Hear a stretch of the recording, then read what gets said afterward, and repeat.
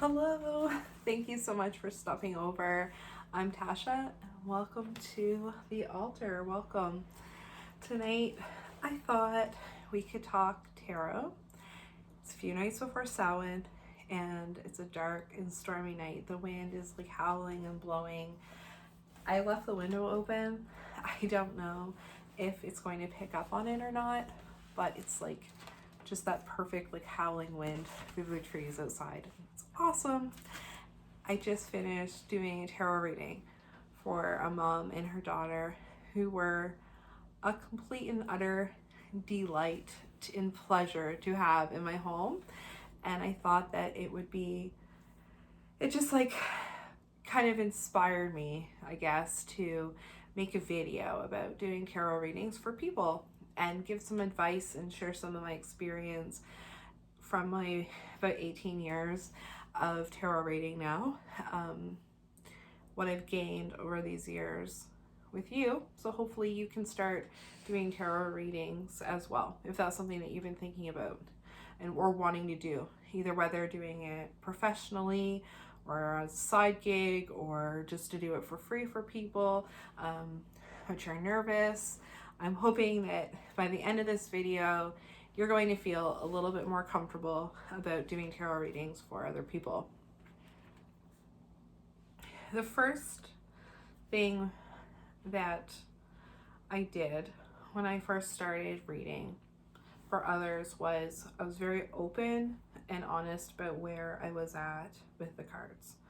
I didn't start reading for other people until I was able to do a reading without my notes. These readings at this time, compared to now, were very bare bones, but still pretty accurate and enough. They intrigued me enough to want to keep going.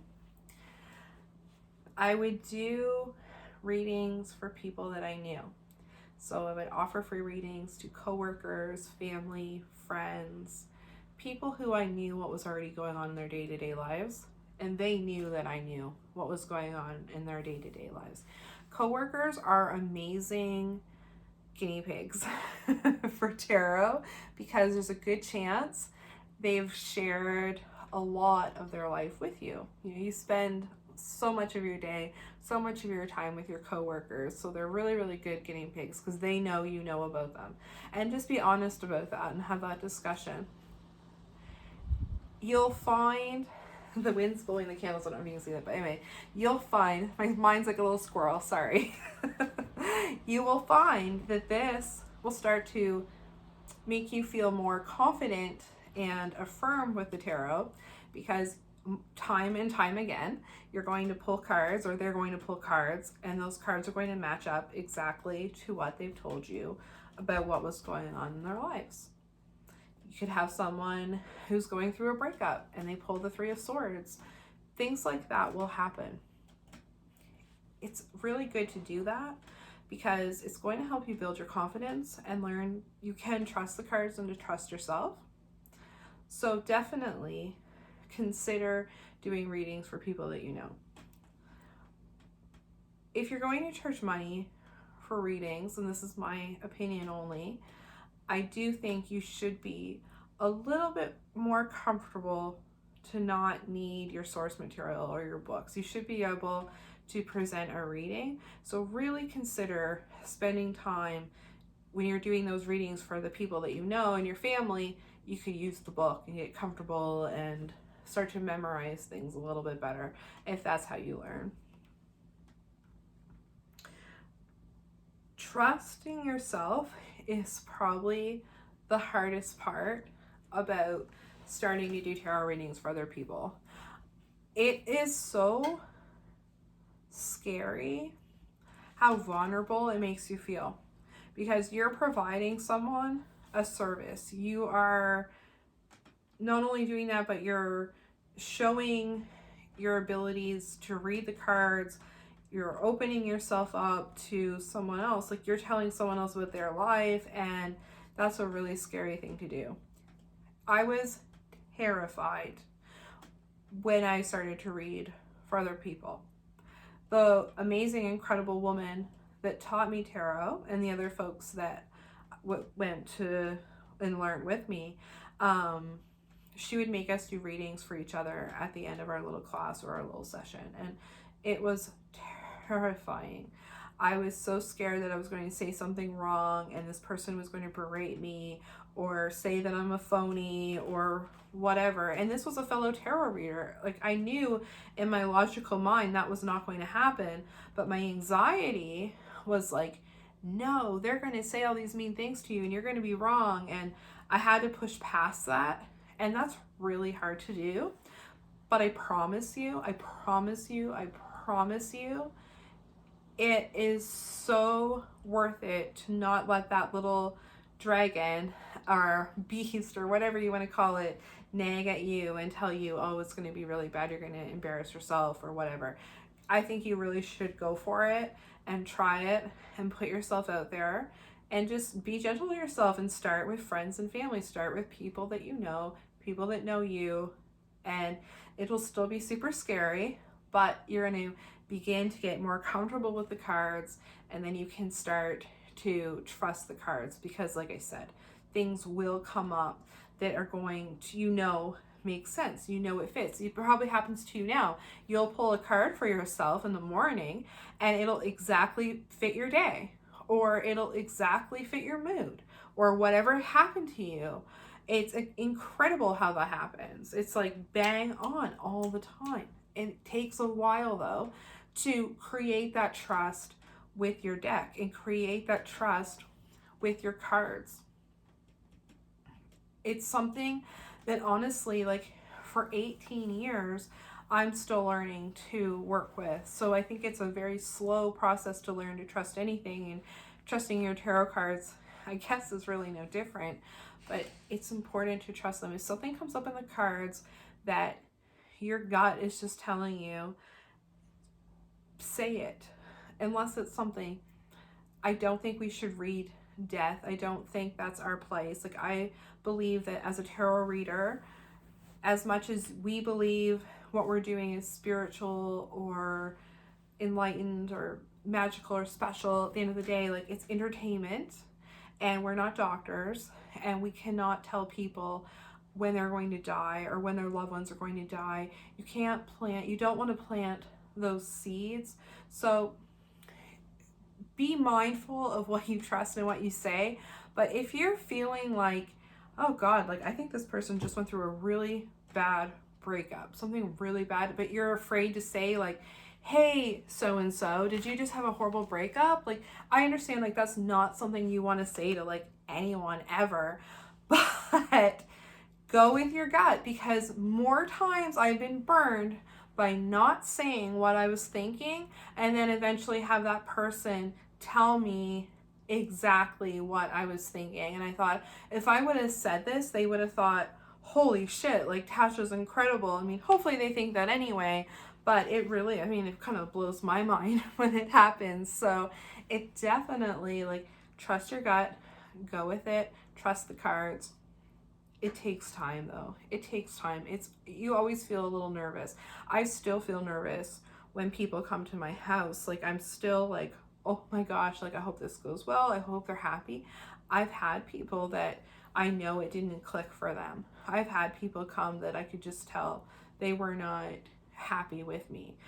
That happens. It's very few. I can think of 2 people out of, not to toot my horn, literally hundreds of people I've done tarot readings for that weren't happy with their reading. So it's very, very few and far between where you have someone that doesn't like your readings. I don't know where I was going with that. So let's just go to our next point. Get to know your deck. So that falls in line with trusting your deck. I really, really suggest that you find a deck that you connect with and you stick with that. I know reading with lots of decks and pretty decks is really fun. I love beautiful decks, and I'm not saying you shouldn't use a beautiful deck. If you connect with a beautiful deck, go for it. If you connect with a more plain, kind of like basic, like I like the Rider-Waite, that's cool too. But whatever it is, whatever deck you feel most drawn to, try your best to stick with it for a while. The longer you work with it, the longer you're going to pick up on kind of the energy and the symbol of that deck, symbols in that deck, and you'll get more intuitive with it. This is just my experience though. So if you are like, no, I'm going to use a bunch of different decks, I don't care, that's cool. I respect that. But from my experience, for the type of learner, type of person, I don't know, that I am, by sticking with the same deck over the years and using that same deck, I feel like there's so much magic in here and there's so much power in this. And these cards, like, these are the same ones that I started doing tarot on when I was 15 years old. And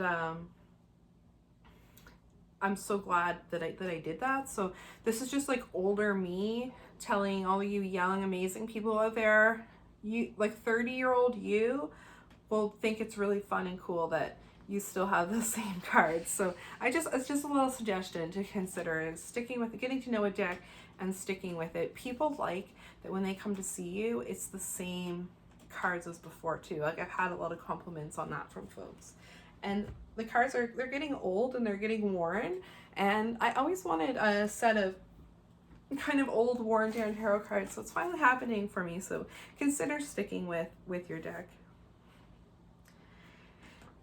When you're in a reading, so say you get someone in front of you and you finally decide, okay, here, let's do it. Let's get started. And you pull the first card. My poor Empress card, speaking of this poor deck. You pull your first card and it's the Empress, and you draw a blank. They're sitting there patiently and you're like, oh shit. Embrace that little bit of silence. Remember, the person that you're reading for, there's a really good chance they don't know the tarot. They didn't study the tarot like you did. They didn't put hours into the tarot like you have, okay? You did. You've been reading it. Somewhere up in your brain, in your amazing, beautiful brain, that information is there. It's just going to take a second. It's going to take you a second. Your nerves have to chill out for a minute. The person that's sitting in front of you, they're going to watch you, like, kind of looking at the cards, and they're going to be like, mysterious. Like, look at them. Like, they're really into it. Like, they're picking up on things. Like, they have no idea what you're doing. They have no idea what's going on in your head. Just play it cool. Embrace the awkward silence. It will come to you. Just go with your gut. If you end up saying, Empress, strong, confident, feminine energy, you are going to fight for what you want, fight for what you believe in, and that's what comes out of your mouth, that's okay. It doesn't matter that this is traditionally like a mother card, and we're talking about Venus and love, and it's like you go with what you interpret. That's the beautiful thing about tarot. The book and these definitions that we have, they're just someone's definition. Go with what you define this card means, and you will be right. 9 times out of 10, you're going to be right. So just embrace that silence. It's fine. They literally think you're being mystical and magical, and just say what your heart is telling you that card is.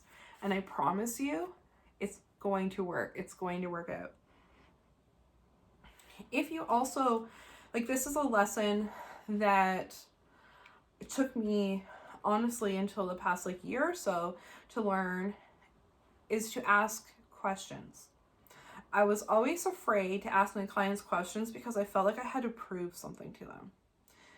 There's this conception with society that the tarot reader is like a psychic, like the people that you would see on late night TV that could read your mind, or, and I'm not saying that tarot readers aren't psychics, but most tarot readers are people who are intuitive, who also have an understanding of colors, numerology, symbols, and so on, astrology, herbology, so on, and whatever, right? You have all of this knowledge, and you can apply that knowledge to make that card make sense to someone, and that's the magic. But you don't have to be a psychic to do that. I think anybody can do that. So there's this misconception, in my opinion, that the tarot reader is just the psychic. Because of that, I didn't ever want to ask anybody any questions. For years, I didn't even ask anyone what they wanted their reading to be about. All I did was offer general readings. Don't tell me anything about you. I'm just going to see what the cards say. That worked well, but as I've gotten older and as I've been reading for a longer time, I've realized that it's not enough. It's not digging deeper. It's not getting into what that person really wanted. Because I would always ask someone I always ask them when the reading is done, is there anything that I didn't talk about that you want to talk about? And then we would get into those questions and have those conversations. But what was happening was tarot readings that were supposed to only be like 20 to 30 minutes were turning into an hour or longer, because now we're opening up all these conversations where if I would have just asked those questions that the cards were pointing to, I probably could have got that a lot quicker. We could have talked about that during the reading instead of after. So I just think that now I'm trying my best to ask questions. Just by saying to someone, what kind of reading would you like? What would you like me to look into for you? And being more upfront with that question. Because like I say, I wasn't asking you anything. Because I really felt like I had to prove to you that I was somehow like a psychic. When in reality, that's not who I am. That's never been part of my identity. But I felt like because that was the conception or the misconception, that's what I had to do. So I was so afraid of asking questions. So I didn't want anybody to discount all of those years that I've studied these cards. So I've learned that. Ask questions. If you feel like you need to ask a little question, get a little bit more in depth, don't be afraid to ask that. Don't put up with anybody being rude to you. Like I said earlier, this has only happened to me a couple of times. Maybe I'll do a video about it and how to deal with those kind of people more in depth, but it's so few and far between that it was such a big part of my anxiety to not read for people and like actually going out and doing it, that that's why you just need to do it. Like, just jump in, just go for it, because most people, they're going to be happy and they're going to be satisfied. At the end of the day, when you're charging money for readings, so someone's coming and they're paying you for a reading, if they're just being a dick, you don't have to take their money. You can get the power back and you can say, I'm sorry. Obviously, this isn't working out. I might not be the best reader for you, or maybe this isn't for you. I'm not going to take your money and have them be on their way. I think that is just the best way to deal with it. It's not a big deal. Everyone is entitled to their opinion, and some people just suck. It's fine, honestly. It'll suck in the moment, but don't let that fear of dealing with assholes stop you from pursuing this incredibly rewarding and amazing path. Just give them back their money, take back your power, and send them on their way. I don't know if you can hear outside, but I think there's a really horny cat out there. It's like, Meow. Anyway, not related. My squirrel brain's back to its chasing nuts. Most people are nice. That was my next note. Most people are nice. Honestly, I have met so many incredible people through reading tarot. I have friends from doing their tarot, like by me doing their tarot readings. And now I have like actual people, friends of my life from it. It's brought me connections to people in my city. It has allowed me to just meet and hear stories, and it gives you a completely different perspective on what people go through in their day-to-day lives. Most people just want someone to talk to them that they can trust, a stranger, but a safe stranger. And it just, like, you create space for them. You make them feel safe and you make them feel comfortable. And people are just very, very kind. And I think you'll be surprised by that. Because, again, that anxiety is like, no, it's going to be terrible. People are going to be really mean to you. And at least in my experience, it's been the complete opposite. At the end of the day, you do know the cards better than them too. So they're going to be nice, they're going to be lovely, and you still have the upper hand in the situation. You have the upper hand as a tarot reader during the whole scenario. So you control the whole situation, and you know those cards. So just don't let that scare you. Just go for it. I can't say that enough. Let the person talk to you. I have come to learn, if someone wants to talk during their reading and share things with you, that's okay. And you're not abusing that information. Again, this isn't a magic trick. This isn't a mind reading trick. This is just, you're doing a tarot reading. You're sharing your knowledge with someone. You're applying your knowledge to these cards to share it with someone.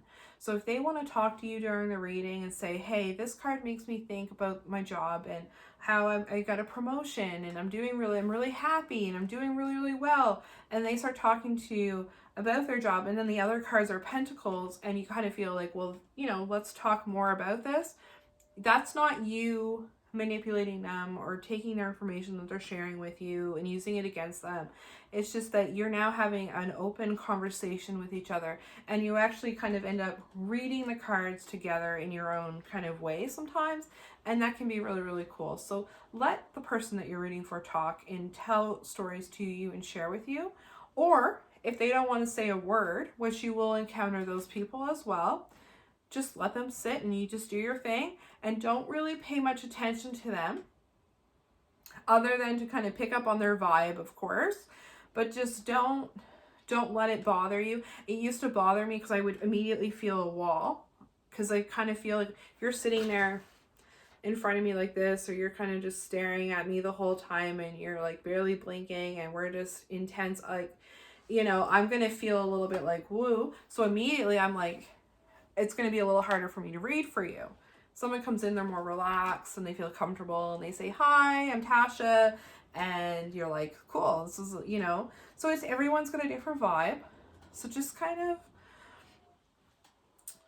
let them be them. Let them do them, and you just do your reading. Just go through it. You'll be surprised. A lot of those people that are like this end up being quite open. Hold space for them. So a couple things to think about if you're going to start reading for people is what you feel comfortable with. If you can read out of a storefront or a public space, that's excellent. If you prefer more privacy, or you don't have a storefront option like me, I do it out of my home. Where I live in a kind of it's a small city and a small province, and it's not, everyone knows everybody around here, and I mean that, like everybody, it's, but even still, so when I first started, I would just go to people's homes and I would do one-on-one readings in people's homes, and for years I had no problems with that.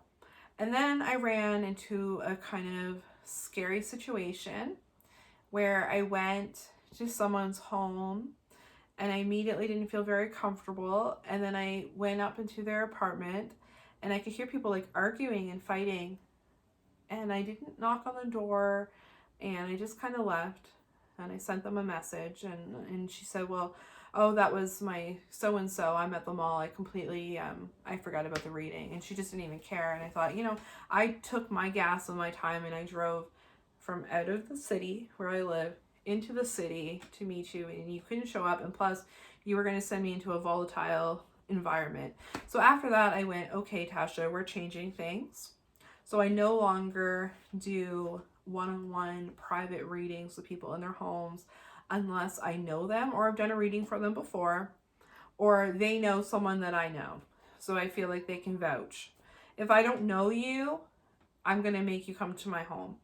I feel safer at my house. It's a little bit of a better situation. Most of the time my husband is home, I'm not alone in the house, and it's my home, so again, I'm in control here. So I found that that's much better. You're going to have to think about that and what you want to do and what's safest for you. Put your well-being before anybody. Bottom line. Same as with tarot parties. For tarot parties, I do go to people's homes. Again, well, with tarot parties, I've never really had any problems other than one lady's husband who thought I was possessed and he just stayed in his room scared of me, but that was fine. That was actually more for humor. But anyway, maybe that's a whole other story. Maybe someday we'll do a video about all the crazy things, the wild things that I've seen. But parties, there's a lot of people there. I always tell someone where I'm going, so I write on my calendar where I'm going. I tell my husband where I'm going. I usually tell one of my coworkers because we're talking about that in the daytime, so people know where I am. And I'll share like the address with my husband, and I usually will creep the house or creep the place a little bit, see where I'm going, so when I'm traveling, I'm not going to get lost, get an idea of what the house looks like in the daytime so I know where I'm going, because finding houses in the dark sucks. It just sucks. So I highly recommend doing a little Google, and just so you can see where you're going and what the house looks like in the day. It'll make your life easier. I have gone to the wrong house. Another story. Funny. We'll talk about it someday.